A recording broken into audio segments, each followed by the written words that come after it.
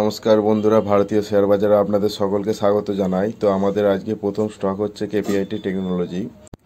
আমি এখানে monthly chart open করেছি, তো দেখতে পাচ্ছি যে কোম্পানিটা কন্টিনিউ আপ ট্রেন্ডে আছে। আমি এখানে যদি একটা ট্রেন লাইন যদি টানি, তো দেখতেই পাচ্ছি যে ট্রেন লাইনকে কি করে সাপোর্ট নিয়ে প্রাইস কন্টিনিউ ওপর দিয়ে এগিয়ে যাচ্ছে। তো এটা একটা ট্রেন লাইনটা আমাদের টেকনিক্যালের জন্য খুব ভালো একটা জিনিস। তো দেখতেই পাচ্ছেন যে প্রাইস কন্টিনিউ ওপর দিয়ে গেছে, কোনো দিন কিন্তু ট্রেন লাইনকে ব্রেক করেনি।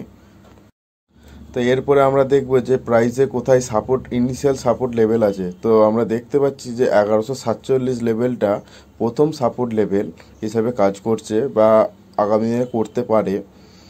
তো এইখানেতে যদি দেখি যে দেখুন যে স্টকটা কন্টিনিউ উপর দিয়ে যাওয়ার পরে এই সাপোর্ট লেভেলকে সব সময়ের জন্য রেসপেক্ট করেছে। এখন আমি উইকলি চার্ট খুললাম, তো দেখতেই পাচ্ছেন যে প্রাইস ওপর দিয়ে কন্টিনিউ যাওয়ার পরে এক জায়গায় স্ট্যাগ হয়ে গেছে।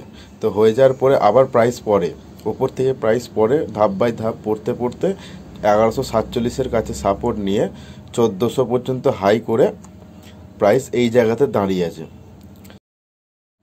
এখন আমি ডেলি চার্ট খুলে নিলাম, তো ডেলি চার্টে দেখতে পাচ্ছি যে প্রাইস কন্টিনিউ নিচের দিয়ে আসার পরে 1147 থেকে একটা খুব ভালো আপ ট্রেন্ড দেখিয়েছে। প্রাইসে একটা খুব ভালো বুস্ট এসছে, বায়ার বুস্ট এসছে।